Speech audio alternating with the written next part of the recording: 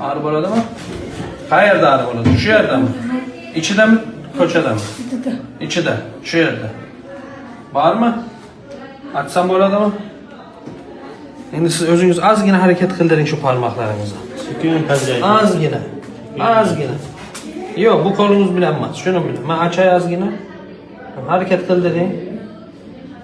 Hareket yok. Okey. Yelkada ağrı bo'lyaptimi? Xo'sh qo'ying. Yelkangiz joyinizda emas, joyinda emas.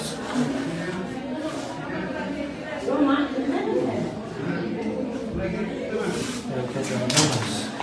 Ayak qanaqa? Ayak hareket qiladimi? Shunaqa ko'taring. Ayağın o'zini shunaqa qiling. Bo'lmayaptimi?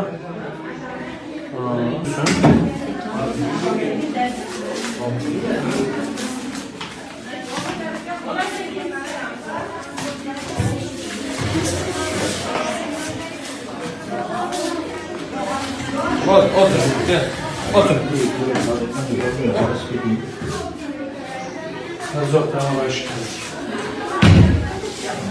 Tezroq rehabilitatsiya olish kerak. Bu qo'li bo'lmasa yomon bo'ladi. Hozir yelkasi joyinda emas. Bittasi joyinda, bittasi joyinda emas. Ishqib ketgan. Tezroq uni davolash kerak. Keyin qo'li.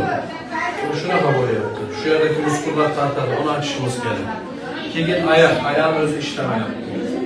Fakat onlardan aldık MRT'si bilen MRT'ye düşüp gelişiniz.